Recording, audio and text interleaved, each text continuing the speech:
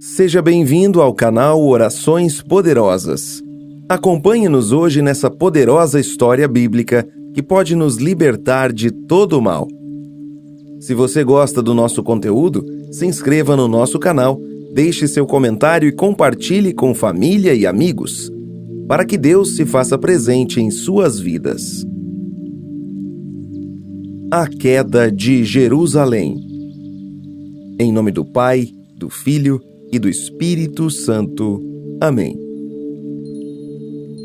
Zedequias tinha 21 anos de idade quando se tornou rei de Judá.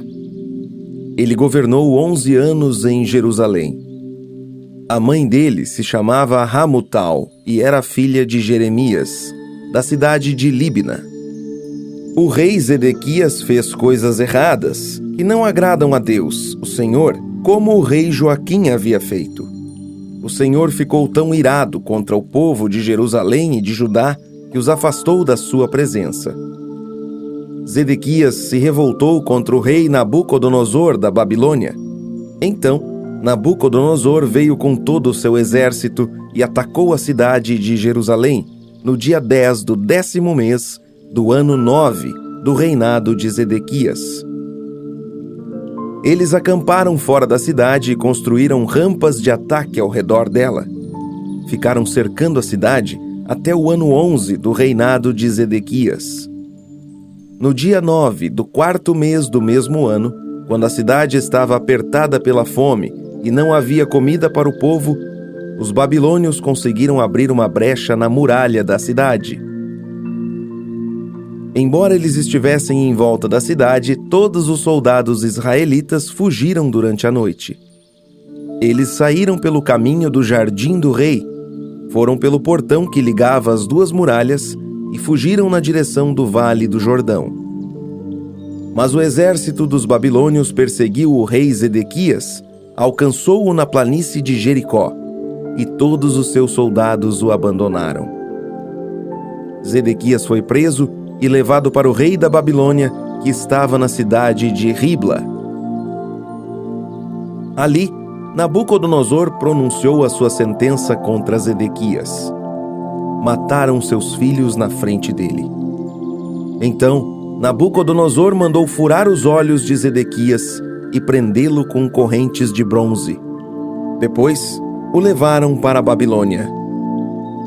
No dia 7 do 5º mês do ano 19 do reinado de Nabucodonosor da Babilônia, Nebuzaradã, conselheiro do rei e comandante-geral do seu exército, entrou em Jerusalém.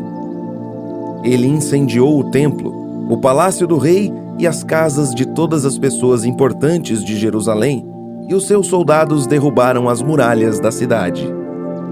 Então, Nebuzaradã levou para a Babilônia as pessoas que haviam sido deixadas na cidade, o resto dos operários especializados e aqueles que haviam passado para o lado dos babilônios. Mas deixou em Judá algumas das pessoas mais pobres e as pôs para trabalhar nas plantações de uvas e nos campos.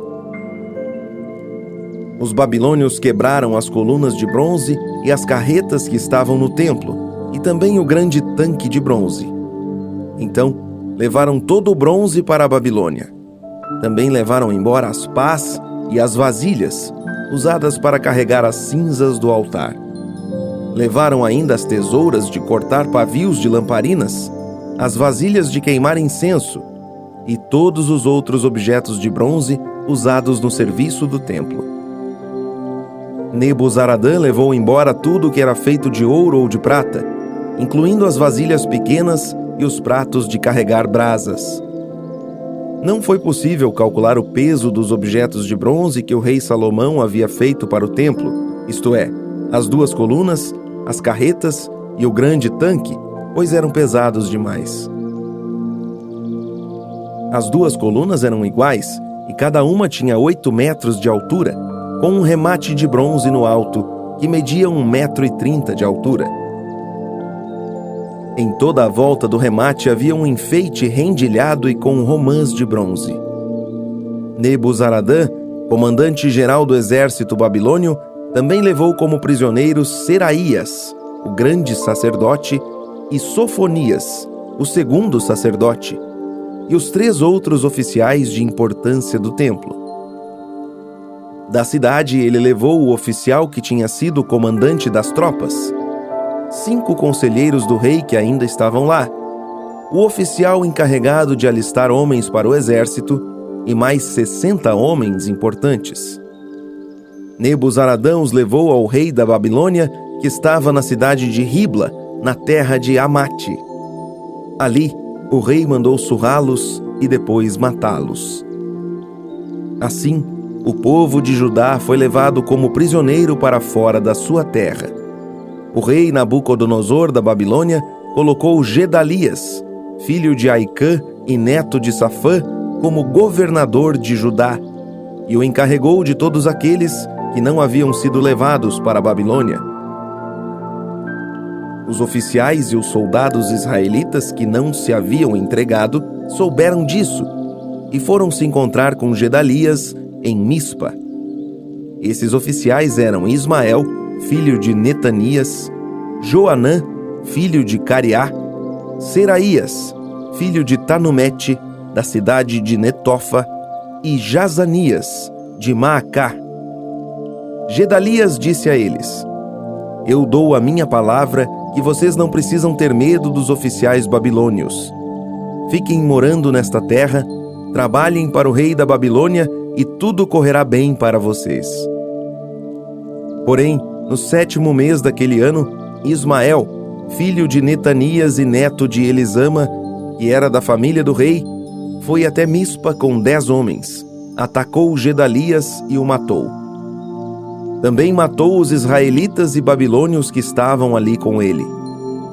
Então, todos os israelitas, tanto os mais importantes como os mais humildes, junto com os oficiais do exército, saíram e foram para o Egito, pois estavam com medo dos babilônios. No ano em que Evil-Merodach se tornou rei da Babilônia, ele foi bondoso com o rei Joaquim de Judá e o libertou da prisão. Isso aconteceu 37 anos, 11 meses e 27 dias depois que Joaquim havia sido levado como prisioneiro. Evil-Merodach tratou Joaquim com bondade e lhe deu uma posição mais alta do que a dos outros reis, que eram prisioneiros com ele na Babilônia.